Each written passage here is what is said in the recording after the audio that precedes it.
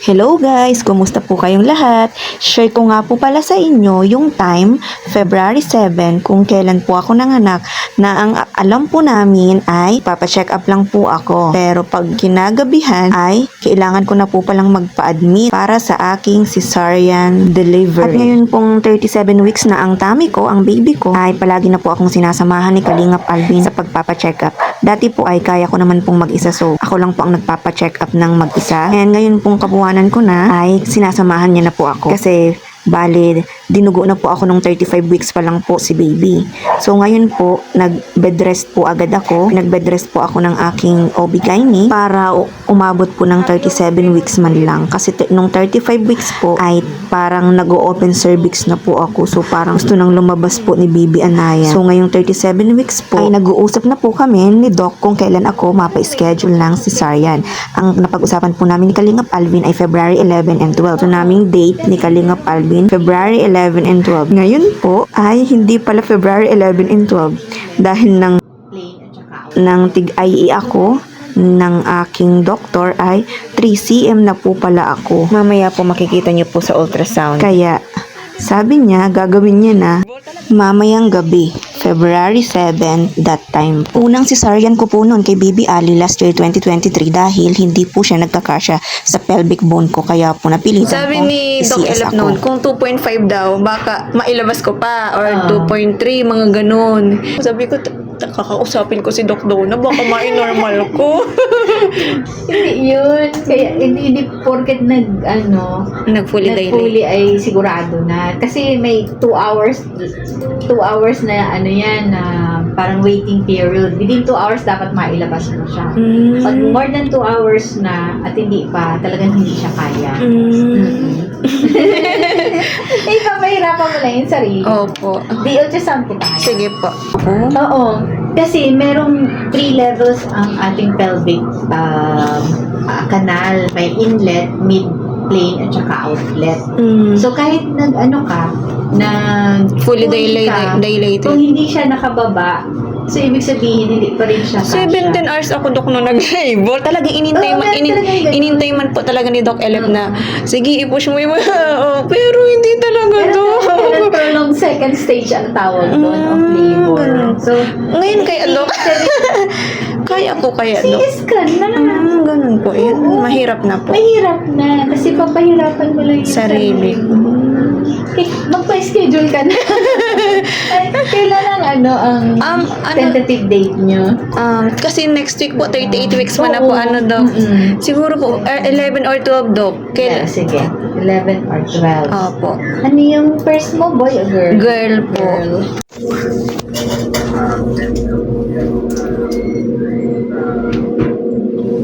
Check lang.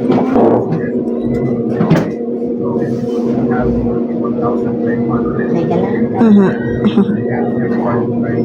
I-open na to. 3 cm ka na. 3 cm na po, Doc. Kahapon, Doc, 1 cm. Ay, kaya nga. Di dapat magpa-schedule ka na. Hindi, Doc, pwedeng 11 or 12? Dapat mamayang gabi pwede pa. CS ka na. 3 cm na pala. Oo, ang bilis kasi mong progress. Kamusta ang panigas ng tiyan mo? Natigas-tugas na nawawala man din. Ilang minuto ang pagitan?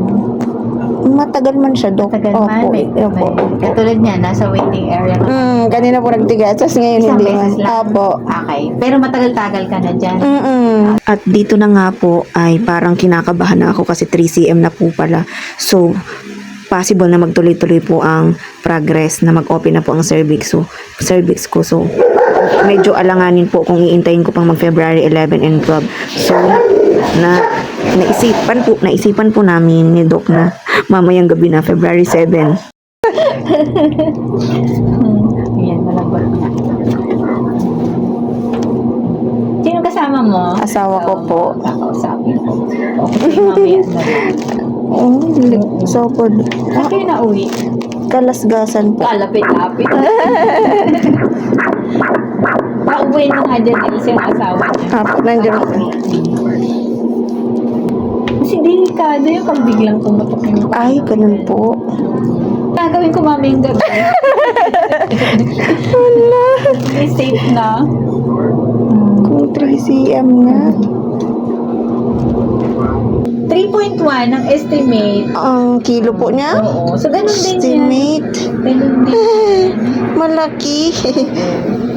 Yung panganay ko po ay 2.9 lang ay nang nilabas. Eh kung 2.4 ang inaasam-asam mo, malayo. Iyan naman daw. Pakita ni sir. Ah, Hello sir, magandang hapon. Pakita ko sa inyo. Okay na lalo ang service B3CM na niya. daw. 3 na. Kahapon daw ay 1. ngayon 3cm Tapos na yun. bukas, lahat kaming OB aalis. Pampaligaspi kami at may induction of officers sa buong Bicol.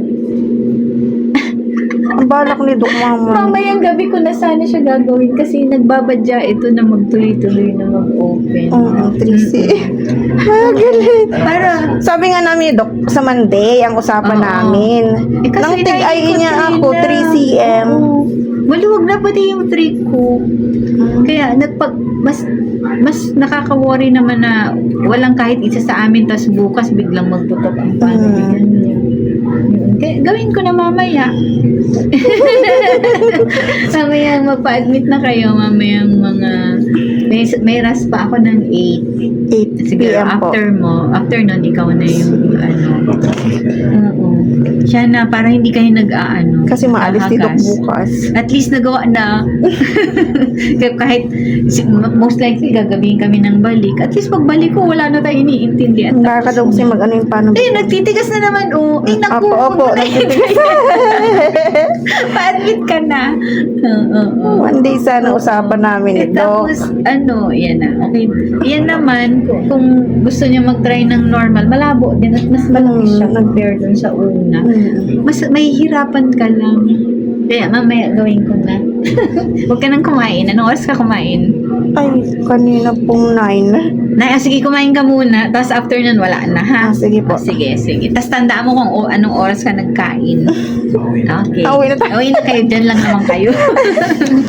Sige. Ano be, excited ka? Mamaya na naninigas na kasi matagal na kasi akong nagpe-premature labor ay. Ngayon, dapat next week pa, 11 or 12. Eh, ngayon na. Anong petsa ngayon be? 7? 3cm na 7 pala. ngayon? Oo, petsa 7 ngayon. 7 na. Tama. 7. 7 ngayon, February 7. 3cm na po pala. Birthday ni ano. So, mamayang gabi gagawin na ni Doc. Tama ba? Cesarean. February yata siya. Malaki daw. Mas malaki to kay Baby Kasi Ali. birthday ngayon. Mas malaki to kay Ali. Kaya talagang CS po. Cesarean delivery. God bless. God bless po. God bless sa Hospital na akin. tayo. Diretso. Makain muna. Makain muna. Pinapakain ako ni Doc ngayon. Tapos baka mamaya pa ako 8 p.m. Magpa-admit na tayo ng 7 p.m. At ito na po, nandito na po kami sa ospital, 6 p.m. Mamayang 8 po, after ng raspan ni Doc ay, ako na po ang sunod na isasalang. Thank you po sa panonood.